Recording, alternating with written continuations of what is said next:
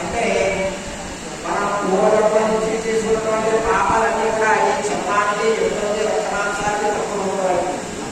అటువంటి పాప ప్రీతితో కూడుకున్నటువంటి ఈ శరీరంతో ఆవుగా తీసుకొచ్చి ఆవుని తీసుకొచ్చి కొబ్బరికాయలు అటువంటి సామాన్లన్నింటినీ కూడా తీసుకోవచ్చు. ఆ పాప ప్రీతితో తీసుకొచ్చినటువంటి శరీరంతో చేసిన సామాన్లను అమ్మవారికి చేస్తే అమ్మవారి యొక్క అనుగ్రహం కలగడ కాదు కదా, ఇంకా మనకు పాపం పెరిగిపోతుంది.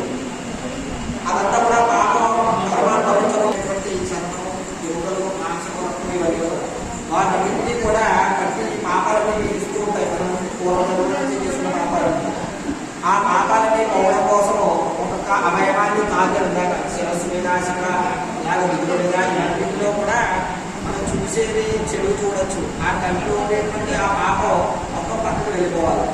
అంటే అక్కడ దిగుని ఏదైతే మంత్రం చెప్తామో ఆ మంత్రము ఆ కళ్ళంలో మనం ఏదైతే తప్పుగా చూసి ఉన్నామో అదంతా కూడా దృష్టి అంతా కూడా పక్కన పెట్టేస్తుంది.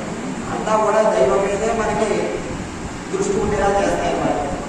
అలాగే సర్వకామే విముచ్యతే సర్వభూతేషు పురాణితో భవతి. అలాగే మనం ఎక్కడున్నా సరే భూత ప్రేత పిశాచ బద్ధ బ్రహ్మరాక్షసుల నుంచి, యక్షులు యమదూతుల నుంచి, శాకిని ధాకిని వంటి రాక్షసులను అన్నింటి కూడా మనం రక్షించమని చెప్పి సంపాదించుకుంటాం.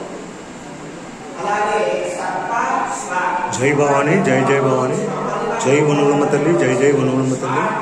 పొలమూరు గ్రామంలో పొలమూరు గ్రామదేవత శ్రీ శ్రీ వనులమ్మ అమ్మవారి జాతర తీర్థ మహోత్సవాలు ఎంతో ఘనంగా ప్రారంభమయ్యాయి. శనివారం ఈరోజు ఉదయం అమ్మవారికి మహాకుంభాభిషేకం చేయటం జరుగుతుంది. ఈ కార్యక్రమానికి మరి అనేక మంది వేద పండితులు భక్తులు ఇచ్చేసి ఎంతో ఘనంగా అమ్మవారి యొక్క పూజ, అదేవిధంగా కుంభాభిషేకం అనగా పవిత్ర జలాభిషేకంతో అమ్మవారికి అభిషేకించడం జరుగుతుంది.